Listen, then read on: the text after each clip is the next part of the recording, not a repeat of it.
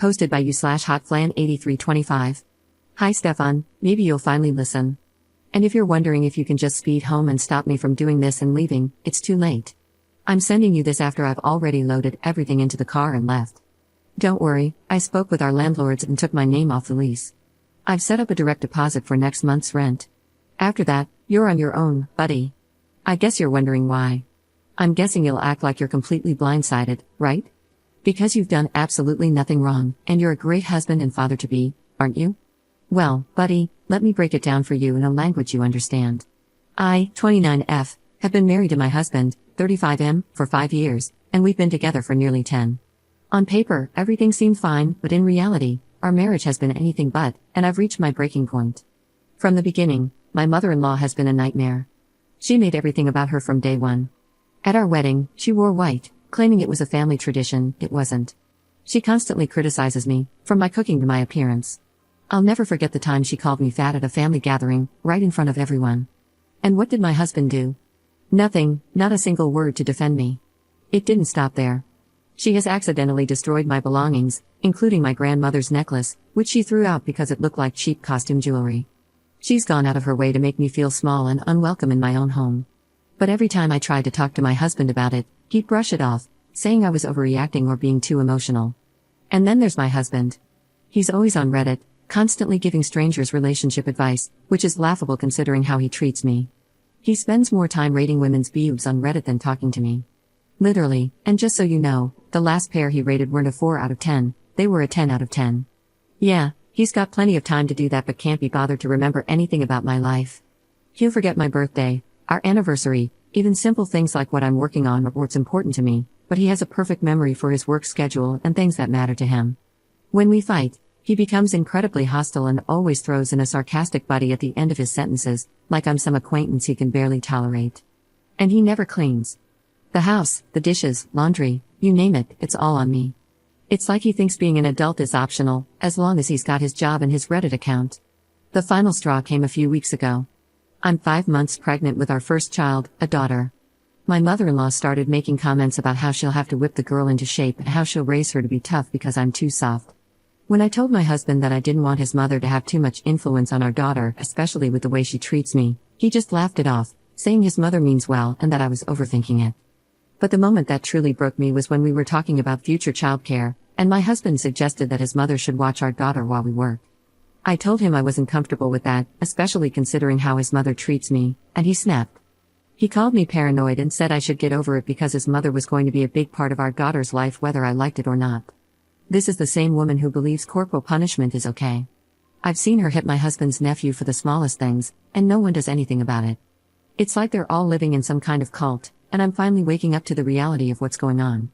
If he wouldn't stand up for me, how could I expect him to stand up for our child? I started to fear what kind of environment our daughter would grow up in, a place where she might be belittled or bullied by her own grandmother, with a father who wouldn't do anything to stop it. Oh, and did I mention that he missed our first ultrasound?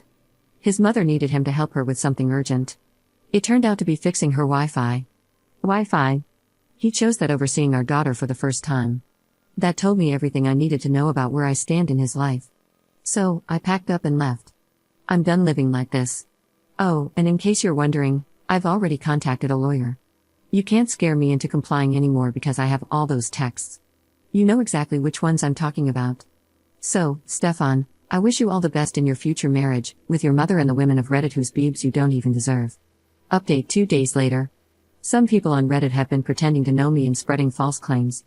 They've said I'm a deadbeat who doesn't work and that Stefan has 2 jobs to support me.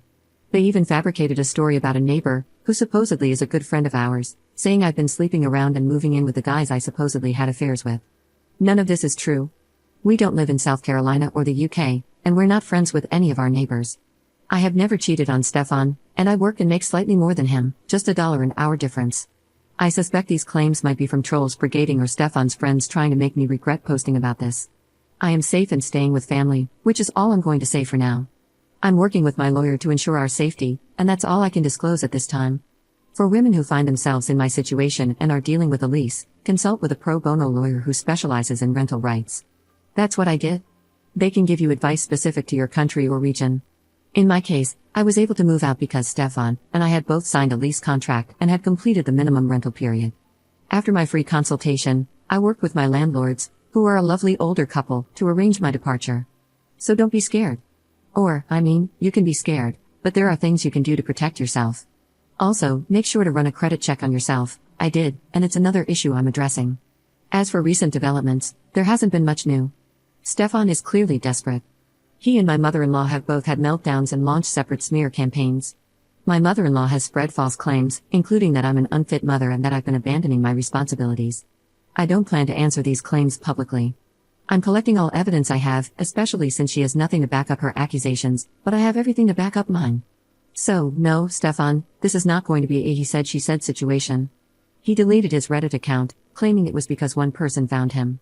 But then he told me a bunch of people sent him unalive threats, which seems impossible and contradictory.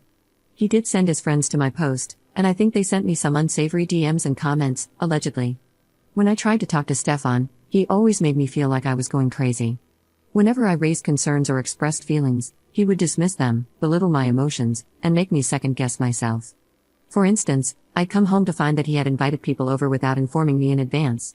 When I brought it up, he'd insist that he had mentioned it earlier, even though I knew he hadn't. Another time, I planned a special meal and asked him for a specific dish, but he claimed I had requested something completely different. When I reminded him of what I had actually asked for, he'd argue that I must have forgotten my own request. Stefan would also insist he had completed tasks that I had actually done myself. For example, he would claim he had handled a household chore when I was the one who actually took care of it. When I pointed this out, he'd dismiss my recollection and insist that he had done it. Even in conversations about our relationship, Stefan would frequently deny things he had said or done. If I brought up issues I had with his mother's behavior, he'd claim, "You never mentioned that before. You're just being overdramatic." This made me question whether I had ever truly discussed these problems or if I was indeed overreacting. At one point, I was so convinced that I had early-onset dementia or schizophrenia that I started to question my own sanity. I felt lost and confused, struggling to distinguish between reality and his version of events. I began to document our interactions just to keep track of what was actually happening. But Stefan would always find a way to twist things, saying, "You must be misremembering," even though I had clear evidence to the contrary. So I knew that sharing my story online was the only way to present my truth in a manner he couldn't manipulate. I wanted to ensure that there was a clear and unchangeable record of what had happened. Posting about my experiences was a crucial step in reclaiming my voice and finding support from others who might understand my situation. It was a way to take control of my narrative after feeling so lost and doubting myself for so long. Thank you all for taking your time to read this and supporting me.